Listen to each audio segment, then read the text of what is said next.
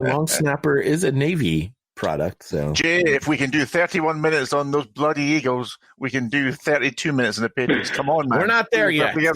We're getting there. We're kicking off at 1:00 on Stop Sunday. teasing. What's really interesting about the Sunday schedule this week compared to next week during the divisional round is that for some reason we are kicking off at 1:00 on Sunday this week, but next week we're going to kick off the first game at 4:00 for the divisional round. I don't know why we're not kicking off at 4:00 this week, but be it as it may. The Minnesota Vikings and New Orleans Saints are your 1:00 game on Fox. They play in a dome, so we don't care about the weather. The Saints finished the season at 13-3. The Vikings at 10-6. The Saints are second in our power rankings. The Vikings are 10th. Saints favored by 7.5 points in this particular game. Before we get into this game, why don't I just let Chris, who is calling himself the former Saints superfan, chance to talk about this particular matchup.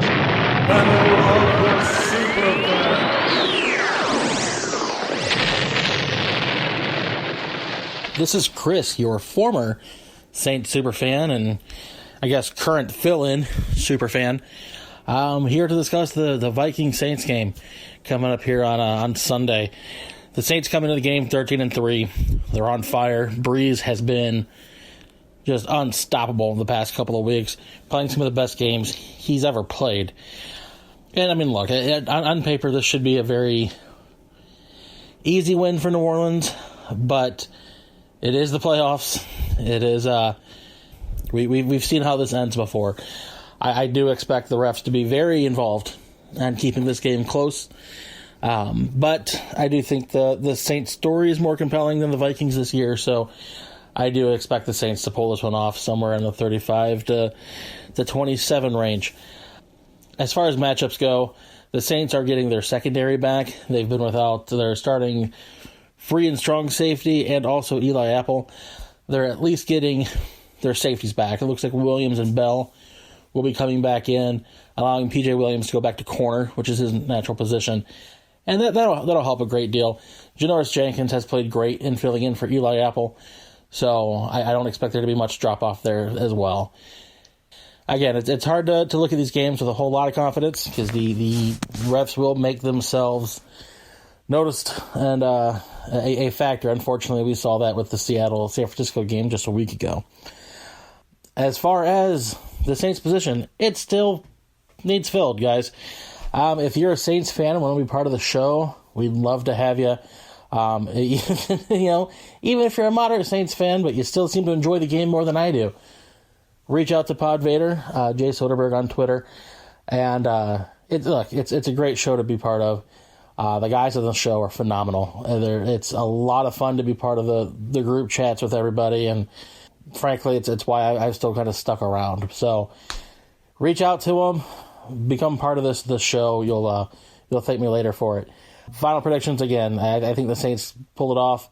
I expect some controversy. There's going to be a lot of complaining on Monday that people tend to forget about on Tuesday.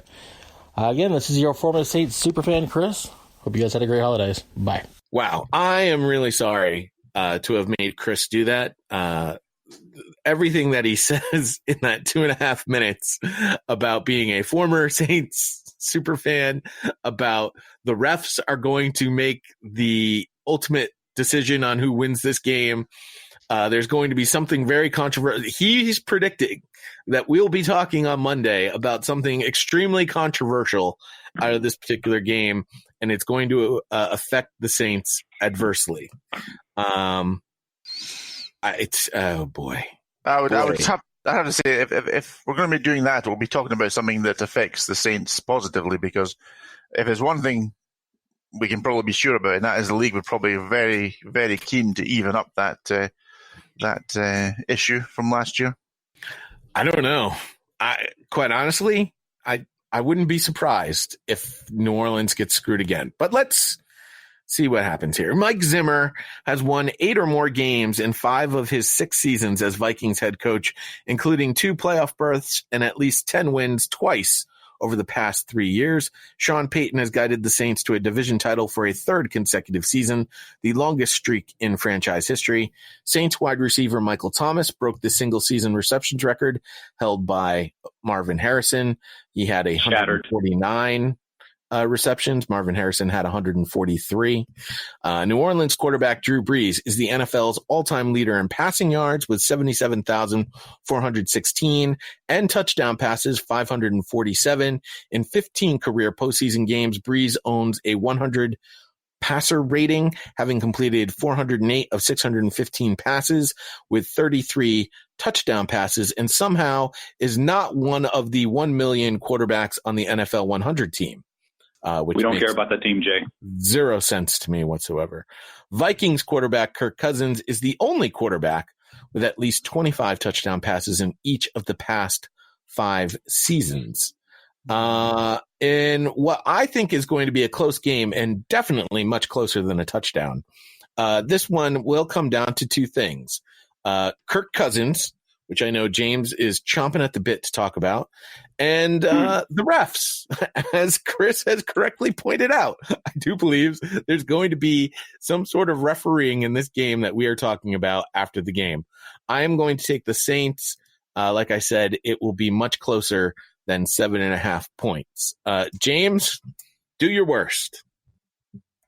First, let me start with the injuries. On the Saints side, we got Eli Apple with an ankle, Zach Line with a knee, Dwayne Washington with a knee, Michael Thomas with a hand, and defensive backs Marcus Williams and Von Bell show up on the injury report. Those will be key. For the Vikings, Stephen Weatherly, Afedi Odenigbo, Andrew Sendejo, Mackenzie Alexander, and Eric Kendricks. Alexander has a knee, Kendricks has quads. Those are the key players showing up in the injury report for the Vikings. Yes, the refs will play a big part in this game, as they always do with the Saints in the playoffs, apparently over the last several years. But I don't think it's so much Kirk Cousins, it's whether the Saints defense shows up and shuts down Dalvin Cook, who is a full goal for Sunday. That's the part of their offense that worries me the most about Minnesota. Cousins is basically the complementary piece he was brought in to be, not the guy to lead this offense. And while he will have his full complement of wide receivers, probably a little bit too late for PodVader's fantasy team, he will have Diggs and Thielen out there to throw the ball to. But I don't see them making a big impact unless Dalvin Cook has a big game. Like he's going to need, somewhere in the realm of 20 carries or more for over 120 yards for the Vikings to get the victory in this game. And that's where everything falls on the Saints defense, because this is a unit that 1 week, shuts down or limits one of the league's best teams. But then the next week they're giving up 40 points to the Niners and then, losing at home to the Falcons and, Just so you know, the Niners are a really good team too. No. I know the Niners are a really good team. I'm not saying they're not a good team, but this defense is – I'm speaking to the inconsistency of this defense. And while the Niners are a good team, are they good enough to score 48, 40, whatever it is they scored on the Saints on a week-in and week-out basis? Absolutely not. Of course they are. They're not. No. Jay, take your heart, tuck it back in your chest, and just let go of Garoppolo for about 5 minutes. I left it in San Francisco. I can't. I don't know. But no, and that's where things will swing. It will solely be on the Saints defense's ability to limit Dalvin Cook so that Kirk Cousins can't have a good game, because this team thrives in play action, and that works when Dalvin Cook is on. The last couple of weeks that they haven't had Dalvin Cook, they've struggled to score points, and they didn't win. Neil, you've locked this game in.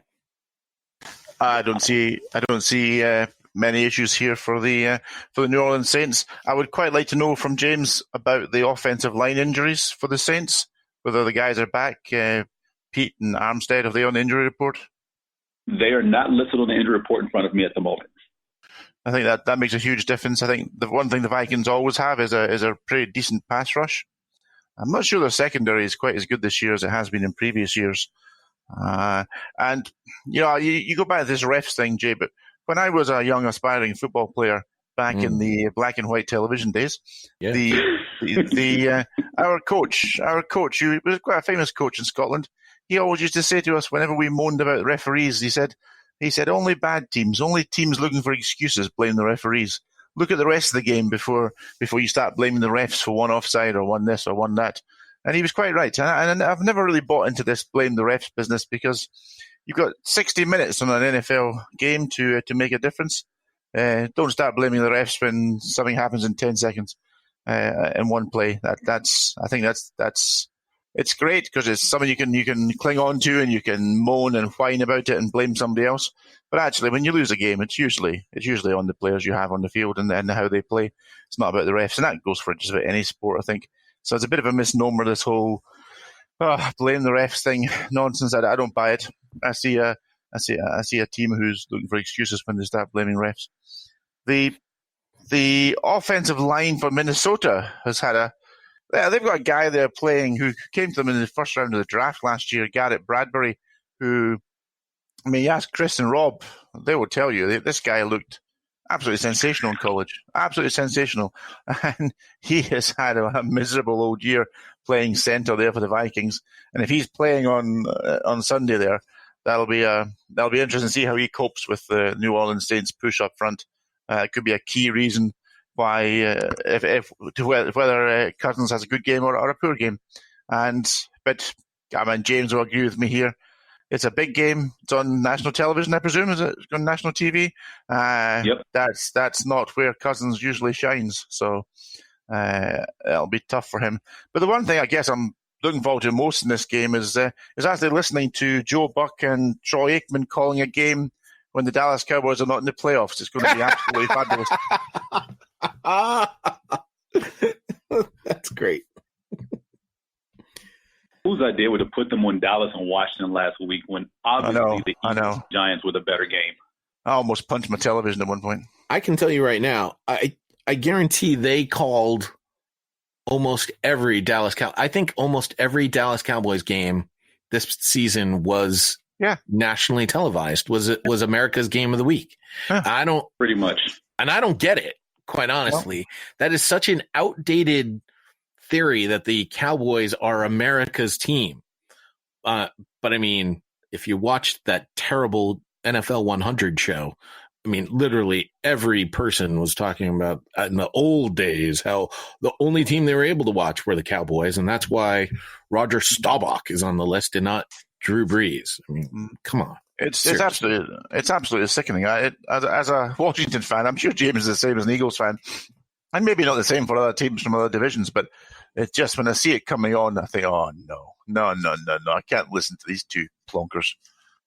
Well, they're also awful. I mean, let's not forget the fact that they are horrible. There's only one announced team that is universally enjoyed by pretty much everyone. And I saw these rankings from awfulannouncing.com. And that is Tony Romo and John Madden. It's Tony Romo and Jim Nantz, the current teams. Never mind Pat Summerall and John Madden. If we want to do all-time rankings, then yes, no one's beating Summerall and Madden. Although, come on, I don't know who's on with Kevin Harlan, but Kevin Harlan is great, you know. Big guy, Ronnie Barber. It's usually Ronnie Barber on with Kevin Harlan. No, Kevin Harlan's now on CBS, and I believe was he doing? I think it's Adam Archuleta. What's the name? Jay Feely, the kicker. Former kicker, yeah. Well, he's the sideline guy. Him or Rich Gannon. It might have been Rich. It was Gannon. It's Harlan and Gannon. Yeah. Good job, James. I said Adam Archuleta. That's way too low. Yeah, no. It's Rich Gannon, and because Harlan, of course, had the "I'm calling both games now." That was great, wasn't it? Yeah. He was doing the Chiefs game, but then he was doing the play-by-play of the Dolphins Patriots. He had the cat on the field, didn't he? This year as well. He also had that. Well, because he does Westwood One. He does the radio calls for Monday Night Football, and his famous one with the guy is drunk. The guy is drunk. And I'm pretty sure Kevin Harlan will be doing the radio call of the Super Bowl this year. So You all have a lot to look forward to. Anyway, for a little bit of history there, Jay. Just going back to the 1980s when I was growing up, then we had the NFL